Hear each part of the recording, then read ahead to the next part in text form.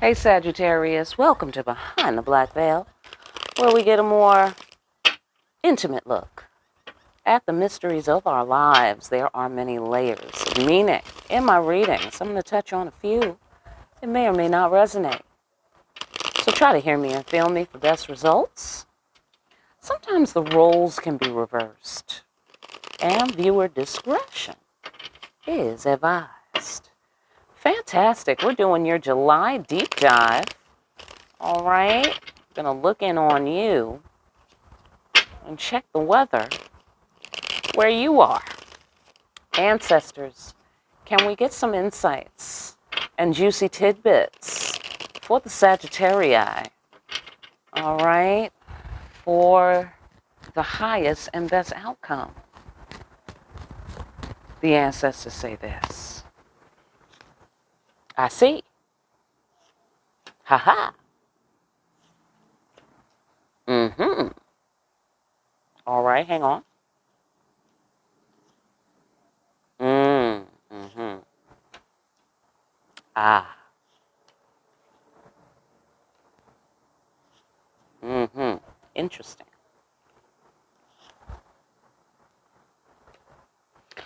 All right. On the first floor here, I'm seeing the High Priestess. Okay, and can you see that? High Priestess. Okay. Um, so she's saying, the High Priestess is saying something along the lines, or intuitively you know, um, that someone, you or someone, has to have a death of the ego or approach without ego. And they have to be persistent in order to reach success, I think would be a good way to say it, because here I'm seeing the need for an offering, quite perhaps, okay, um, based on some anger. You know, like somebody has to do the right thing here. I'm seeing do the right thing here, okay, about somebody that they made mad. Some masculine made somebody mad, okay, and they have to give an offering of some sort of offering of stability or offering of, you know, a stable offer, whatever that is. Okay. Also, it's not a game. What's not a game? I'm glad you asked. It's not a game. Whoever this feminine is, she's remaking herself. She's magical and enchanting, and she has the power to renew cycles, right? And she has the power to, she's protecting what matters the most. She's protecting herself, I get the sensation, okay? Because this is all about taking care of yourself, and then here, this is all about protecting what matters the most. Did you see that? Okay, so it also is about making things happen, making dreams come true. And here she is here doing her magic on the river, you know, using the river as a magic mirror to reflect the phases of the moon. All right, and it's not a game, which means whatever her magic is, it works, and or certainly it works for her.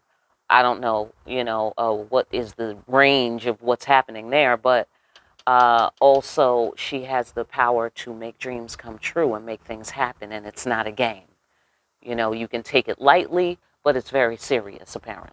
Okay, so let's go further into the High Priestess. The ancestors say this. Aha. Aha. Okay, so someone intuitively knows, or the High Priestess told someone that they have to use words to remove obstacles. Or someone wants to use words to remove obstacles or express the feeling of loss that they feel. Okay? But it's not defeat. Or somebody lost the opportunity to speak to the High Priestess. Those are among the possibilities. Get off on your floor. A lot of talking. A lot of talking going on. Aha, aha. So it appears here that someone is being called to a divine duty. Someone is being called um, by the Creator. They have a divine calling, a duty to the divine on some level. They have to, or they want to have a healing conversation with you, or you with them. Get off on your floor. All right, but it has to be with the death of the ego, though. That's critical, apparently. Okay, that's critical, apparently. Let's move on here.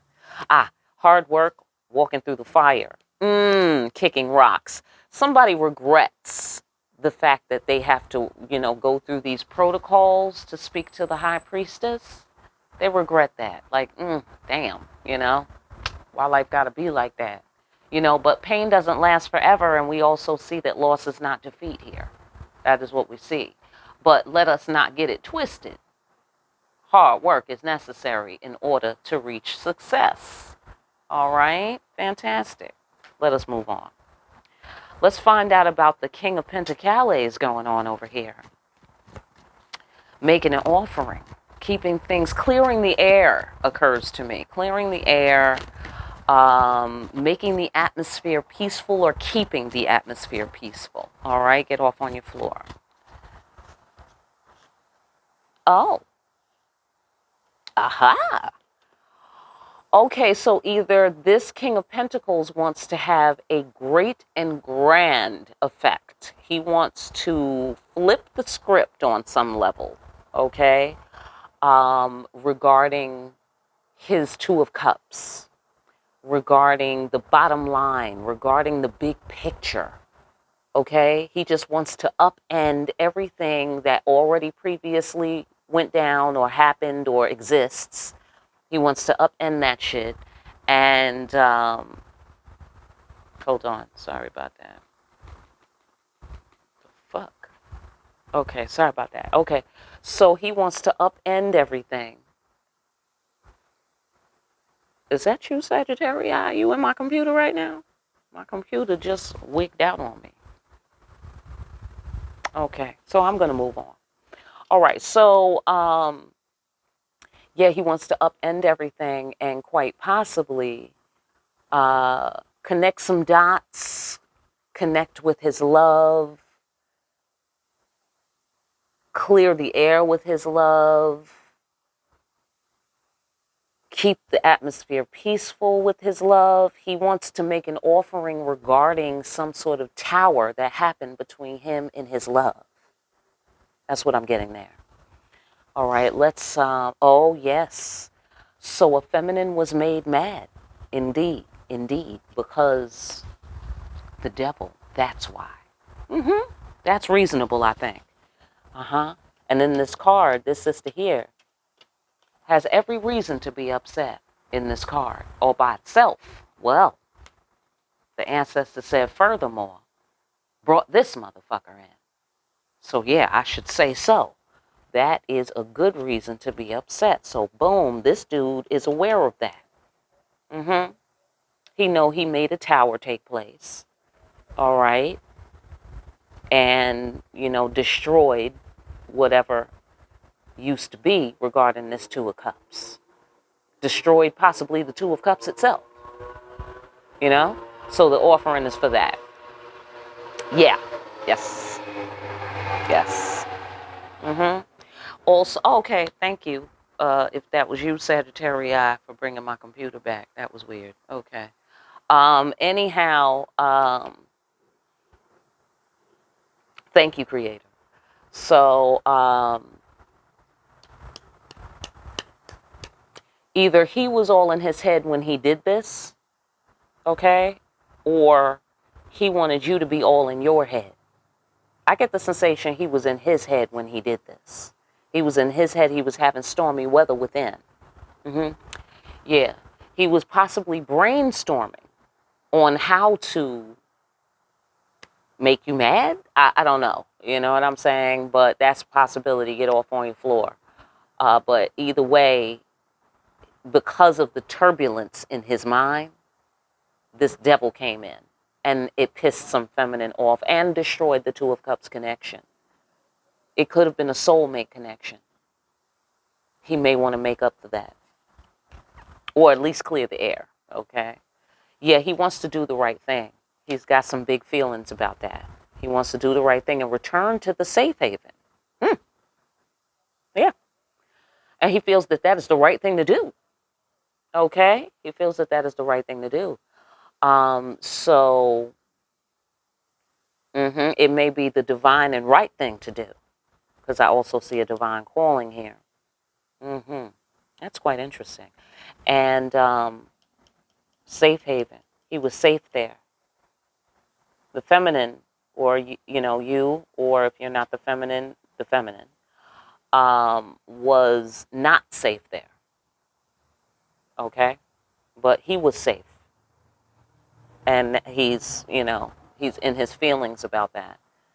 Uh, Now reflecting obviously on what was lost, what was destroyed, and why. Okay, so let's move on. Let's talk about how it's not a game, apparently. Okay.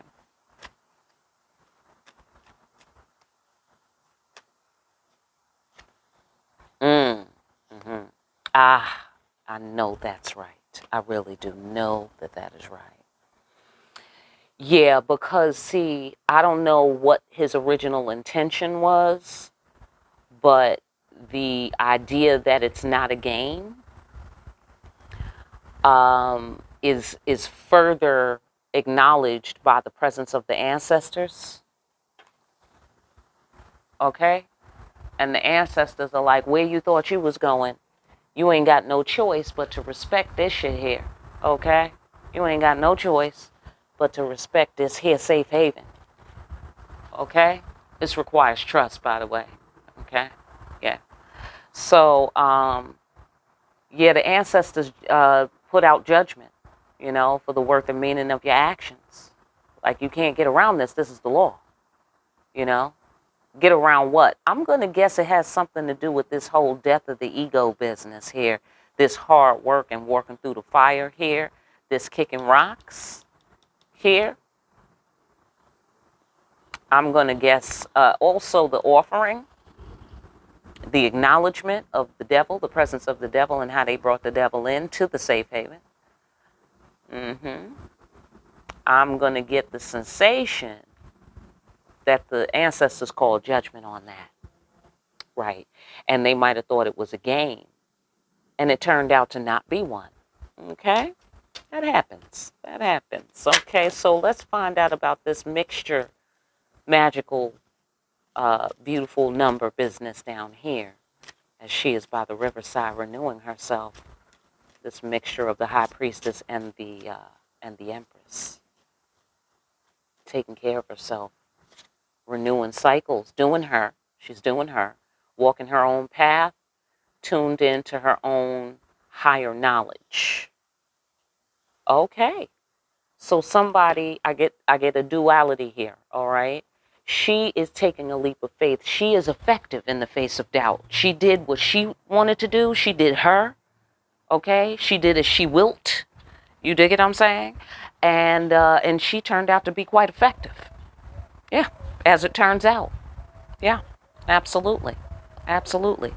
And that kind of blows back the realization to this guy of, oh, I need to have respect for the worth and meaning of my actions. It's not really a game. There's not really a choice. There's no real way to get around this. Right. Okay. And the other side is that he might feel like a fool because she's such a magical number. You know what I'm saying? She's started a new cycle and she just walks to the beat of her own fucking drum. And you know what I mean? Like, I was foolish. I was foolish to upset this feminine. I was very foolish to do that.